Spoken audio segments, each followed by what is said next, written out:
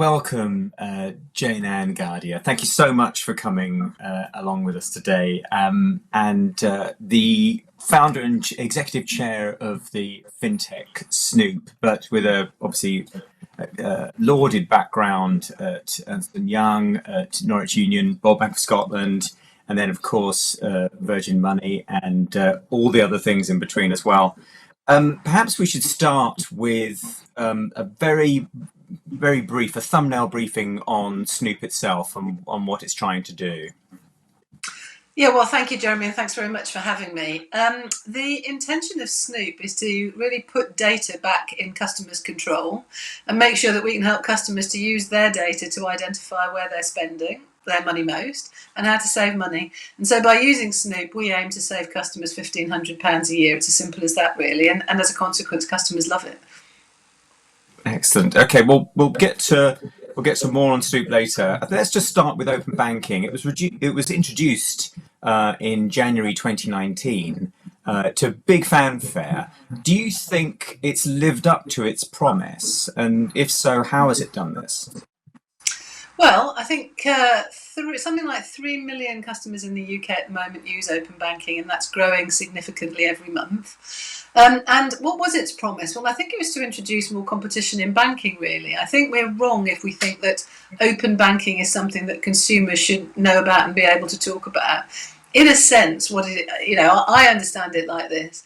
The big banks have got dominance around our lives and our data because so many people use a few big banks and they know everything about our lives because they see all of our spending habits. The regulators and the government tried to overcome that over the years by supporting challenger banks. My old bank, Virgin Money, was one of those. But actually, the challengers haven't really made that much difference in the sphere of these great big banks. And so I think open banking has been another intervention that says, OK, well, if we can't introduce new banks, let's at least make sure that people can use their own data rather than being at the mercy of the banks using their data for them. And so, as you know, open banking as a consequence is used only by regulated companies. Snoop is an FCA regulated company. Those companies require to have security that is the same level as bank security. I mean, we're actually using bank systems and security in order to do that. And as a result of customers giving companies like Snoop permission to use their banking data, which is really all open banking is, as a consequence of that, the power of that data can be used to do better things for customers. And I think it has been super successful. I think there's a long way to go, but it's made a really strong start and it's here to stay, in my opinion. The stats I read were that 4.5 million people, 4.5 million unbanked people started using banks during the pandemic because cash was no longer a viable option. I was wondering what you thought about what are the other barriers to making open banking work effectively? Oh, well, I mean, I don't see that as a barrier, interestingly. So no. I now live in England, but I used to live in Edinburgh.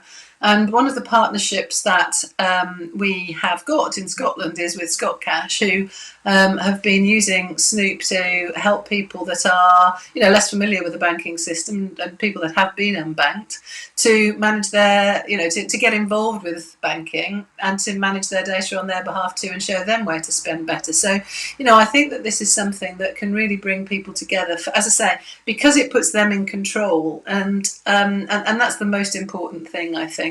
And you're right about the cash economy. I think it's getting more and more difficult for people to handle cash.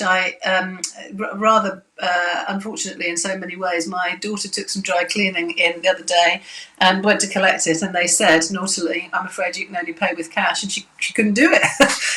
Why is that? I don't carry cash to do things like that, and they wouldn't let us have the bed linen back, which strikes me as a rather difficult thing to do. And I think that the time of that is over and done with now. We're definitely technology and a cashless economy, in my view, is developing fast. By the way, I do think that crypto will start to become more and more relevant as well as a consequence. So I think it's a really exciting time to be involved with fintech and with the money markets overall. Considering it is exciting, and that this move from like the pandemic forcing people into new styles of banking or new styles of managing their money, It's like, do you think that consumers are even aware of open banking to the degree that they should be? Despite the recent times, is this something that's yet to capture the public's imagination? Well, as I say, I'm not sure that people really need to know specifically and technically what it is. It's a bit like I have no idea how my iPhone works, but I'm delighted to use it all the time, right? And I think open banking is a little bit like that. But just to give it some sort of description of what I mean.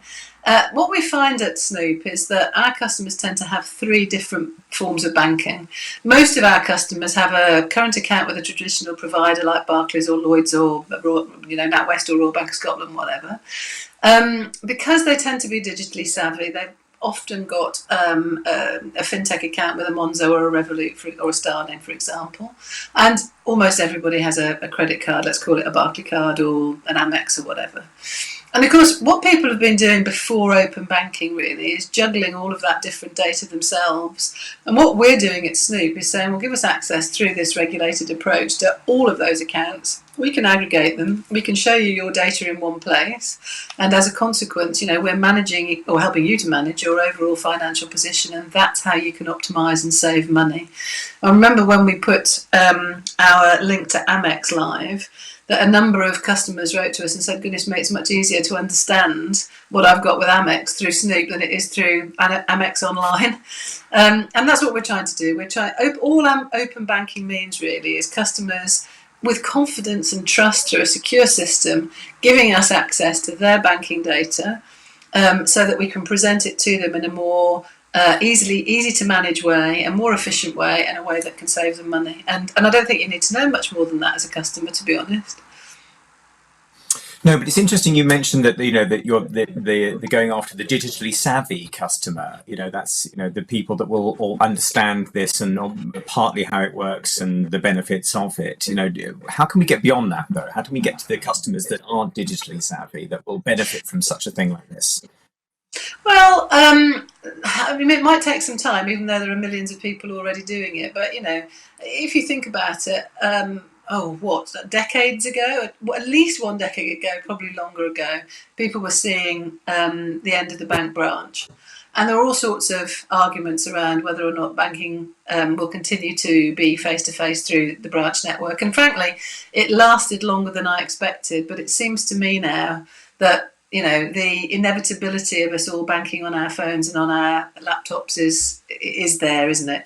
My old shop, Virgin Money, was very committed to a particular number of branches. And last week, even they were closing Virgin Money branded branches, and I was interested and surprised to see that. So I think that all change takes time, as we know. Change in banking has taken a very long time, but I think it's inevitable. So for me, it's not a question of if people will become digitally savvy, it's just a case of when.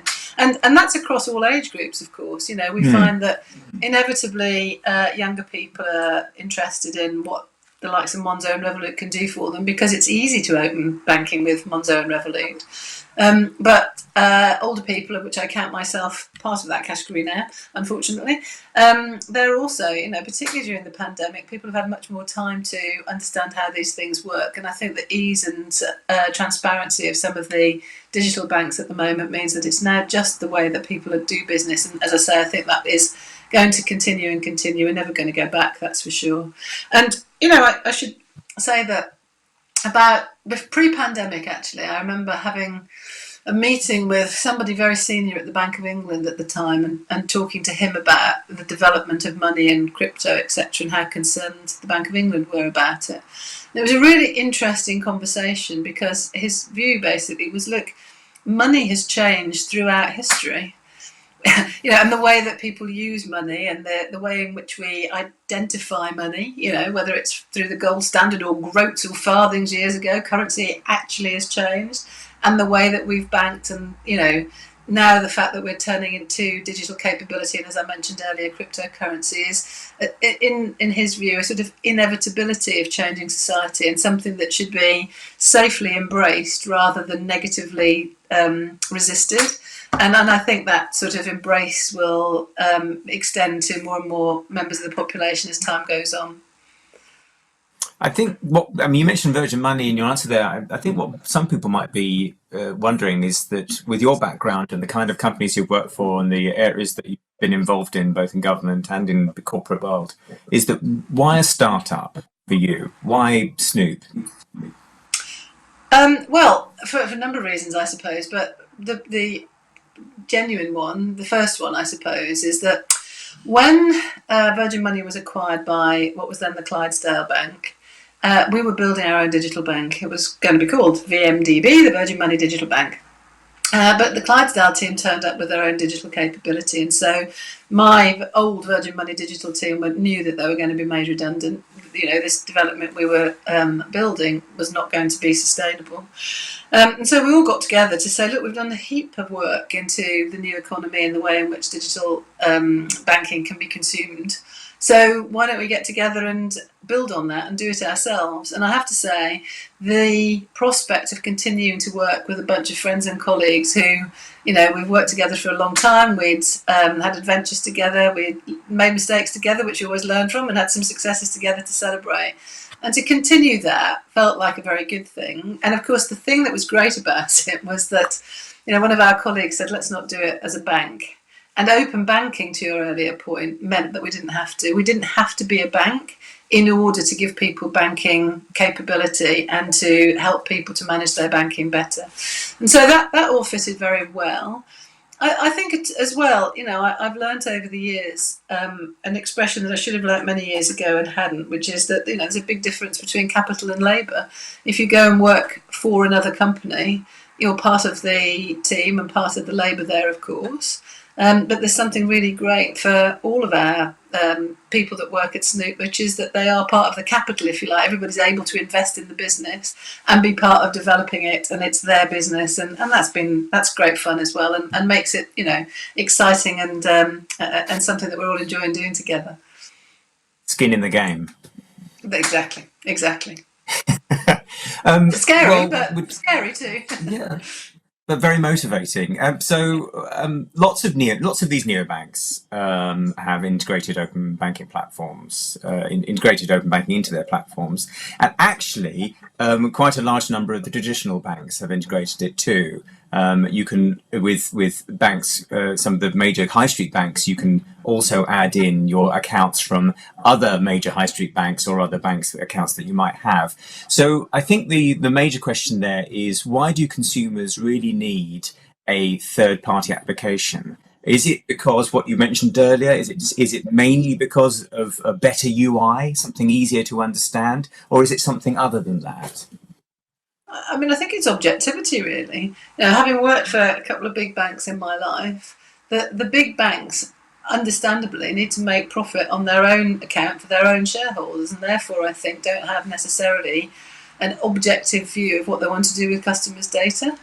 I remember when open banking was first starting, that I was at a dinner where a very senior banker was literally furious about the concept of open banking and saying, I've spent all of this money acquiring customers and their data. Why on earth should I be able to give this to other people, if you like? Why should they be able to access it for free? It's not right. It should be driving my profit. And my answer is, it shouldn't be driving your profit. It should be driving the value to the consumer whose data it is. And I think that's key. And, the big banks spent a lot of time. They were late in getting to open banking, if you remember. It didn't quite happen when it should have done. And there was quite a lot of resistance to it. And, at Snoop, we've asked all of the big banks to get together and support a further drive to make open banking available to more consumers.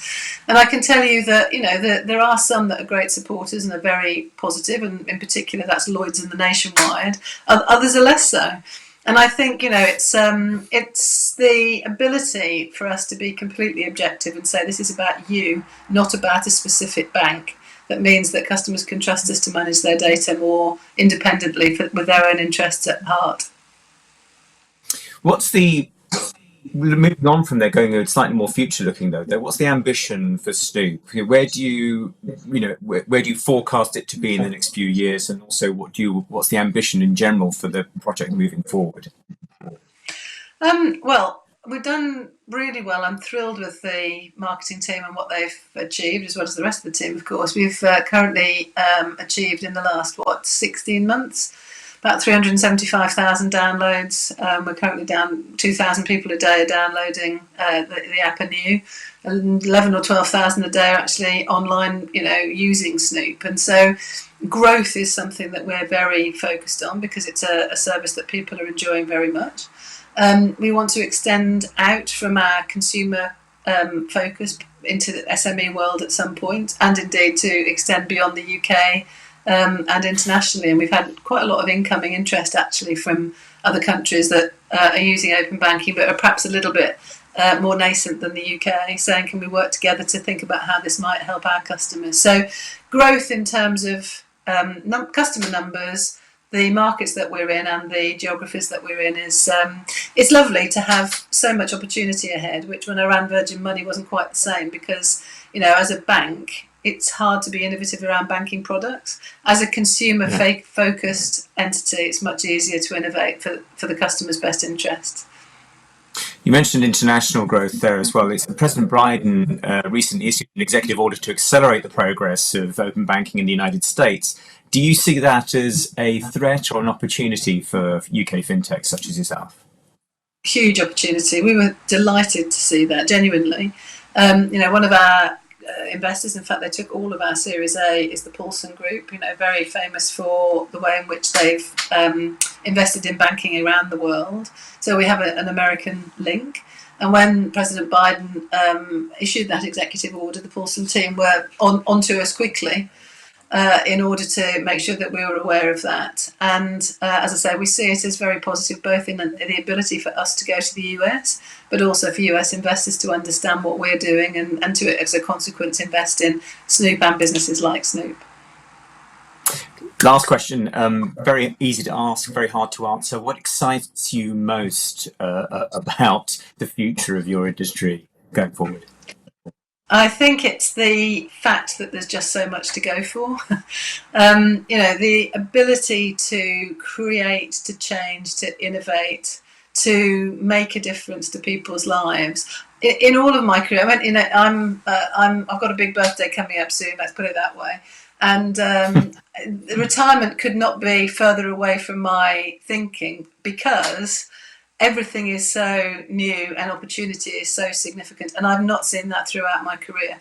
And so I'd be encouraging people, get involved with fintech, set up your own business, think about innovation and go for it, because at the moment the opportunities are broad and wide, and for great people with creative ideas, I think the sky's the limit. Jayne-Anne Ghadia, thank you very much for being with us here today. Thanks for having me, Jeremy.